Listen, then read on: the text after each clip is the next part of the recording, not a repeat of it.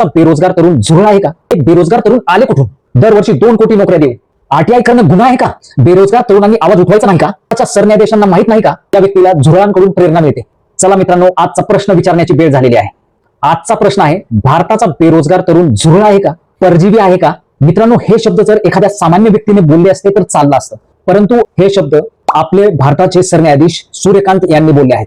म्हणून इथे प्रश्न आहे देशाच्या सर्वोच्च न्याय व्यवस्थेतील व्यक्तीच्या वक्तव्याचा. देशात लाखो तरुण नोकरीसाठी धडपडत आहेत. कोणी स्पर्धा परीक्षा देतोय, कोणी आरटीआय टाकून भ्रष्टाचार उघड करतोय, कोणी आपल्यासारखे लोक सोशल मीडियावरून सरकारला प्रश्न विचारतात. जर अशाच लोकांना झुरळ किंवा परजीवी म्हटलं जात असेल तर त्यांचा अपमानच नाही का? हा प्रश्न देशाच्या सरन्यायाधीशांनी थेट केंद्र सरकारला विचारला पाहिजे.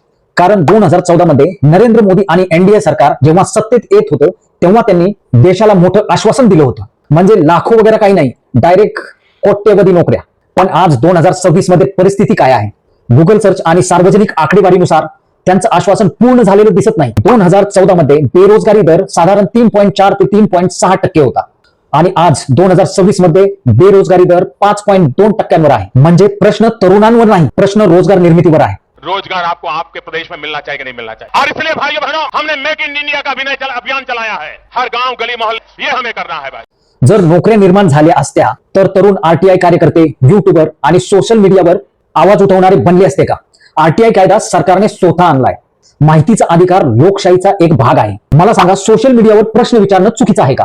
अरे, लोकशाहीमध्ये नागरिक प्रश्न विचारणार नाही तर कोण विचारणार? न्याय मागायचा नाही का?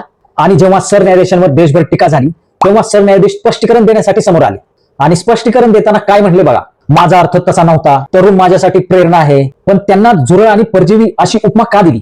याचा अर्थ तुम्हाला प्रेरणा देणारे झुरळ आहे का? तुम्हाला झुरळ आणि परजीवी प्रेरणा देतात का? असा आम्हाला प्रश्न पडलेला आहे. आज भारतातील तरुण नोकरी मागतोय, सन्मान मागतोय आणि संविधानाने दिलेला प्रश्न विचारण्याचा अधिकार वापरतोय. लोकशाहीमध्ये प्रश्न विचारणारा नागरिक शत्रू नसतो, तोच लोकशाहीचा खरा रक्षक असतो. जनतेला माझा प्रश्न आहे, भारताच्या सरन्यायाधीशांनी बेरोजगार तरुणांना झुरळ आणि परजीवी अशा उपमा दिल्यात, या योग्य आहेत की अयोग्य? कमेंट करून नक्की सांगा आणि फॉलो करा अशाच राजकीय विश्लेषणांसाठी.